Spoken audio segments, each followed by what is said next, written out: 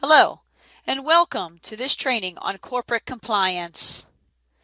This presentation was created by Emmy Y. Gilbert, Esquire, who is the Director of Corporate Compliance. After this session, the learner will be able to know how to react when common scenarios arise, know how and when to report an actual or suspected compliance violation, identify who the compliance officer is, understand how our compliance program is structured and how it operates, identify common examples of fraud, waste, and abuse, and understand the conduct expected of all employees and contractors. Healthcare is an extremely highly regulated field. We have a number of federal, state, and local laws and regulations telling us what we can and cannot do, including the conditions of participation for both home health and hospice, the Anti-Kickback Statute, the Stark Laws, the False Claims Act, and HIPAA. On top of that, we have to comply with the laws that apply generally to employers, such as OSHA, the Americans with Disabilities Act, and countless others. Finally, there are certain rules we must follow, including the Sarbanes-Oxley Act, as a business unit of Graham Holdings Company. In order to be compliant, we must follow all of these rules and more. On top of that, we must all abide by internal policies and procedures, including the Employee Handbook, the Conflict of Interest Policy, and the Code of Business Conduct in order to be compliant. This may seem like a lot of rules, and truthfully, it is. The rules are complicated and constantly changing. Sometimes it's easy to get lost in the details and get overwhelmed, but the most important thing to remember about compliance is that it is about doing what's right, for our patients, for our customers, and for all of our employees. Compliance is about our daily actions. It's about treating everyone with whom we come in contact with respect, and always making the ethical choice at every opportunity. All the details are just a way of pointing us in the right direction. And remember, ethical behavior is just doing what's right. Why compliance? There are many reasons healthcare companies and employees should strive for compliance. Having too many paybacks or being outside of industry standards can trigger audits by CMS, fiscal intermediaries, and their contractors.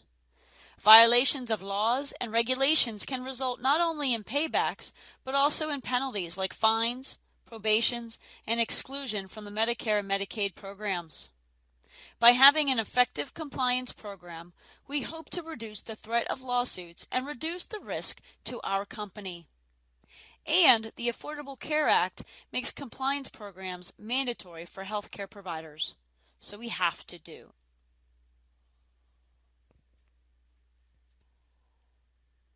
Most importantly, we care about compliance because it's the right thing to do. As healthcare providers, we have a responsibility to our patients to make sure they receive high-quality, compliant care. As a company, we have a responsibility to protect our patients and our employees, and one way we do this is by having a compliance program. The Office of Inspector General, or OIG, has published guidance telling us what they believe makes us an effective compliance program. They tell us effective compliance programs are made up of the following 7 elements: standards of conduct, policies and procedures, compliance committee and a compliance officer, education, monitoring and auditing, reporting and investigation, enforcement and discipline, response and prevention. We will briefly review what each of these looks like within our company. The first element of an effective compliance program are standards of conduct and policies and procedures. We have many written documents related to employee conduct and compliance, including the Graham Holdings Company Code of Business Conduct, our Employee Handbook, privacy and security policies and procedures, and clinical policies and procedures. All policies and procedures are accessible on our Celtic Information Portal page. All employees must read and attest to the Code of Business Conduct upon hire and yearly thereafter. The Employee Handbook further details the conduct expected of all of us. Please note that, as discussed in the Employee Handbook, adherence to the compliance program is a factor in evaluating the performance of all employees. Violations of policies and other requirements, not attending or completing trainings in a timely fashion, and not reporting compliance violations can and will result in disciplinary action, up to and including termination. The second element of compliance is compliance officer and committee. Our compliance officer is Emmy Gilbert. Emmy oversees the compliance activities of the organization and leads the compliance subcommittee, which is our compliance work group that meets at least quarterly to review compliance activities, chart audits, regulatory updates, and any other compliance-related matters. The compliance subcommittee consists of Emmy Gilbert, Kurt Baumgartel, our COO, Chris Koski, our CHRO, Greg Tiemann, the VP of IT and the HIPAA Security Officer, Barb Houston, the Director of Home Health Compliance and PI, and the HIPAA Privacy Officer, and lastly, Deb Sorrow, Director of Hospice Compliance and PI. Annually, all of our department heads meet as a full committee to review areas of focus, regulatory changes, and to identify areas for improvement in the coming year.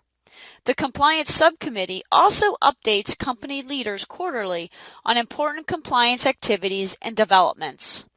Celtic's leadership team has fully endorsed Emmy as Compliance Officer, Celtic's Corporate Compliance Program, and its activities.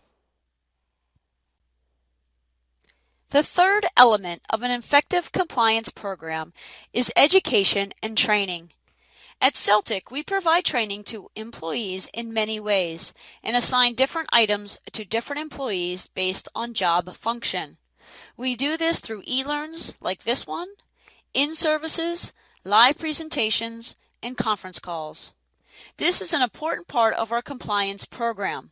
I promise we are not just trying to waste your time.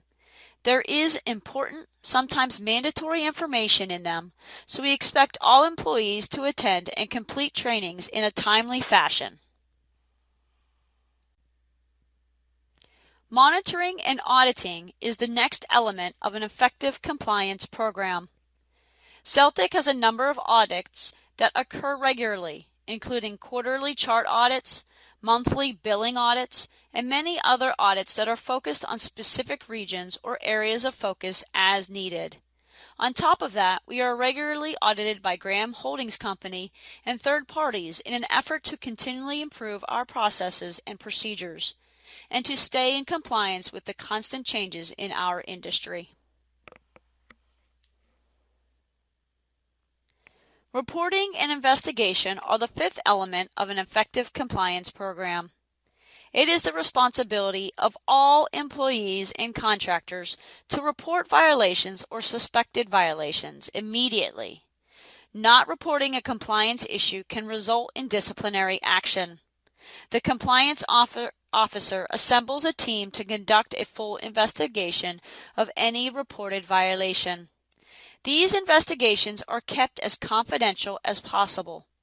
Only staff members who absolutely need to know about the information are involved. Exceptions to this occur when the investigation indicates someone is a danger to him or himself or others. If anyone threatens to harm another person, if there are allegations of abuse or neglect, or other instances where mandatory reporting is required. The final two elements of an effective compliance program are enforcement and discipline, and response and prevention. During an investigation, the team creates action items to address the compliance issues found. These are different each time, but often include education and training and changes to policies and procedures, not only to correct the issue, but also to prevent the same problem from happening again. We also issue disciplinary action if there have been violations of regulations or company policies. We do not tolerate compliance violations. Please note that retaliation against anyone for reporting a compliance concern is strictly prohibited. We want everyone to feel comfortable raising concerns. If you feel you are being retaliated against, please notify the HR department. There are several ways to report a compliance concern or to ask a question. The first step is to contact your supervisor. If you're not getting a response, or if for any reason you're uncomfortable with this, you can contact the compliance officer, Emmy Gilbert, directly. Her contact information, phone number is 724-720-1232, or you can email her at gilberte@celtichealthcare.com. Her contact information can also be accessed through the Global Address Book in Outlook. You can also send an email to compliance@celtichealthcare.com or call the helpline, which allows for anonymous reporting. The helpline is 800-273-8452. Please use the compliance reporting form when reporting a compliance concern via email. That form can be found on the information portal. The compliance reporting form is available on the homepage of CIP. From the I Need To section listed in the upper right corner of the homepage, select Report Compliance Fraud Issue. This will open the reporting form as a Word document. Please complete this and send to Emmy or compliance@celtichealthcare.com. Be sure to include names and numbers for anyone who the compliance team might need to talk to. If, for any reason, you wish to remain anonymous, you can call the helpline at 800-273-8452. The helpline is available 24 hours a day, 7 days a week, 365 days a year. We have a third-party company handle the helpline to ensure that your identity is protected if that is your wish. To make a complaint or ask a question, call the helpline and a communication specialist will document your concern. Please be prepared to give this person as much detail as possible. Specifics are important in being able to conduct a thorough investigation. Dates, times, locations, names of employees or patients involved. The more we know, the better we can construct our investigation. At the end of the call, you will be given an identification number and follow-up date. A report will be sent to Emmy. Remember, the report will not include your identity if you wish to remain anonymous. The compliance team will conduct an investigation and prepare a report for the helpline company, which will be read to you when you call back on the follow-up date. So when should you report?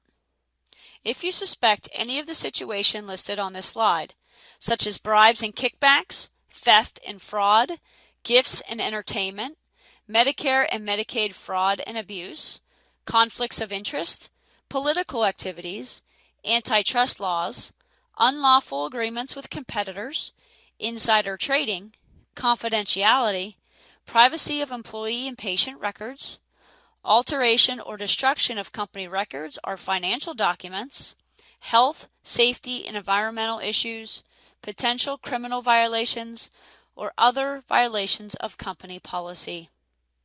To make it more simple, report any time you think things don't feel right. Also remember that if you have a question, you are encouraged to talk to your supervisor and/or the compliance officer. So what does this all mean for you? Just remember to always conduct yourself in an ethical manner. If you get lost in the details about what this means, and let's be honest, if you do, that's completely understandable, ask someone. And if you discover cause for concern, tell someone.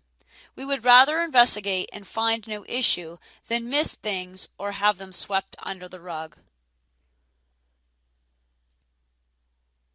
As a healthcare company, we have some unique, high-risk areas where we need to pay extra attention. This includes fraud, waste, and abuse. Fraud is taking money from federal programs. Waste is the overutilization of services. This results in more money spent by federal programs. Abuse includes actions to get improper payments, providing medically unnecessary services, and getting paid for services that don't meet standards of care. Fraud, waste, and abuse don't only include the really obvious things like stealing money or billing for services not provided. Examples include billing for services not rendered, upcoding, not respecting patient freedom of choice, giving or receiving kickbacks to or from referral sources, false and insufficient documentation, admitting ineligible patients, forging beneficiary signatures, providing free services to assisted living facilities, hospitals, and other providers. What are some departments or areas that are considered high risk by the government? Everything in healthcare. Just kidding, kind of. Within our industry, the highest risk areas include billing, marketing, quality assurance, human resources, and of course provision of clinical care.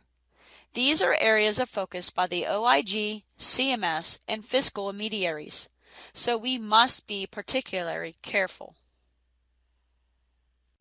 One other important note. Hospice employees caring for a patient in a nursing home must report any reasonable suspicion of a crime to the state survey agency and at least one local law enforcement agency. Reach out to your supervisor if you suspect a crime. He or she will help you with what to do. Now we are going to walk through a few scenarios of things that might actually happen to you during your workday. Maybe some of them already have. Please listen to the scenario, listen to the choices, and pick what you think is the best answer. Then we will review the correct answer and explain why. Scenario number 1. A patient is cleaning out her home and plans to give extra dishes, kitchen appliances, collectibles, and other household items to members of her family. None of the items is worth much money, but have sentimental value. She goes on to say she has loved your visits and that you have become like her family to her, and tells you to take anything you want. So for this situation, what should you say to the patient? Pick the best answer. A. Perfect, my blender just broke. I really needed a new one. B. Only if you insist. C. Are you crazy? Absolutely not. Are you trying to get me in trouble with the compliance officer? Or D. Thank you. That is so kind, but I am not able to accept a gift from a patient.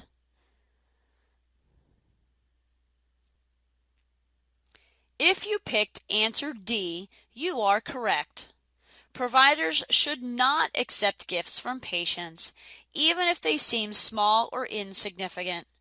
Sometimes patients forget that they have given the gift, or family members are looking for the items and do not find them, and accuse the provider of stealing. This has happened multiple times. Hopefully it goes without saying that gifts of money are not to be accepted under any circumstance. Protect yourself and do not accept gifts. Let's take a look at another scenario. Scenario number 2. You are visiting a patient in an assisted living facility. On the way to the patient's room, the director of nursing stops to chat. She is frustrated because she is short-staffed and doesn't know how she's going to meet all the residents' needs. She asks if you could stop into a couple patients' rooms to administer medications, or change the linens and put them in the wash, or deliver the patient's lunch. And remember, these are not our patients. In this scenario, what should you say to the director of nursing? Pick the best answer. A. Sure, I am a team player, so whatever I can do to help out. B. I'm very sorry, but I can't do that. It's against company policy. Or C. I guess I'll help as long as it's just this once. So what do you think?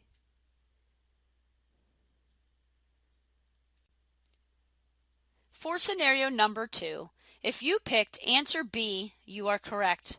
We cannot provide free goods or services to other healthcare providers. This includes doing things for other patients in assisted living facilities and other facility settings, or doing discharge planning. I know that sometimes Director of Nurses ask for these things. Please know that by saying no, you're not being disrespectful or rude, but you are doing the right thing for the company and for yourself. The provision of free services to referral sources is considered a kickback in the eyes of the government. If the Director of Nursing pressures you, please reach out to your supervisor. Scenario number 3. A sales rep for one of our vendors asks you to promote their products to our patients.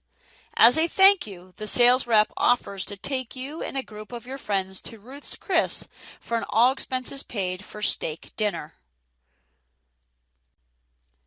So how would you respond to the sales rep? Pick the best answer. A. That's my favorite restaurant. Sign me up. B.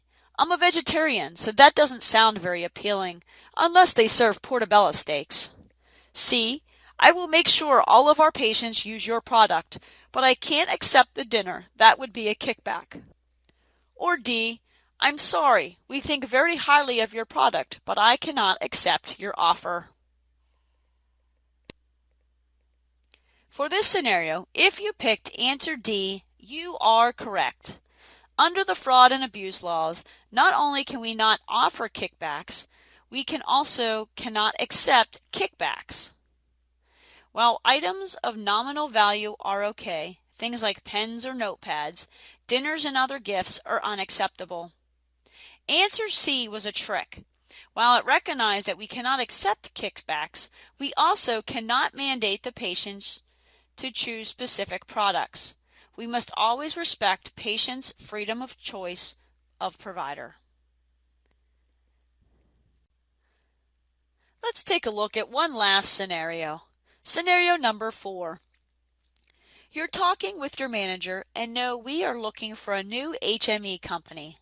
Your best friend owns an HME company and you know they do a great work. You recommend it to your manager without saying anything about your friendship. Was this okay?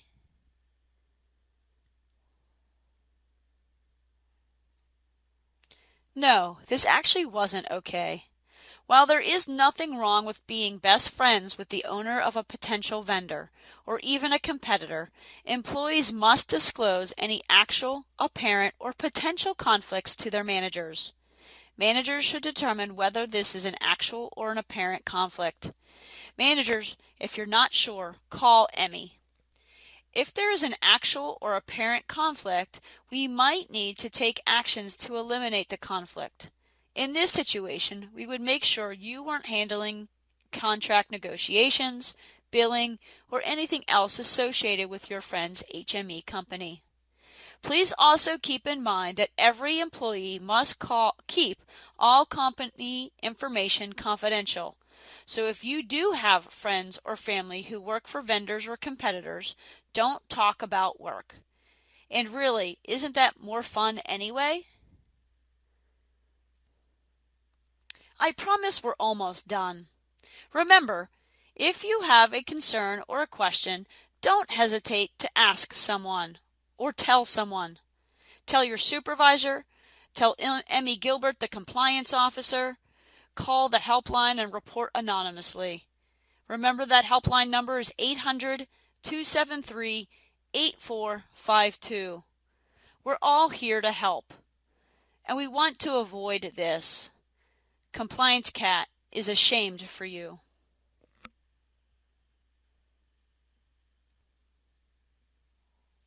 Compliance is the responsibility of each and every one of us. Do please do your part. We don't want to upset Emmy. We need to comply with all of our compliance rules. I hope this gives you a better idea of what compliance means in our company, what we expect of each of our employees, and what to do if you have a question or concern. Thank you for listening to this presentation. Now, please complete the post test to complete the assignment.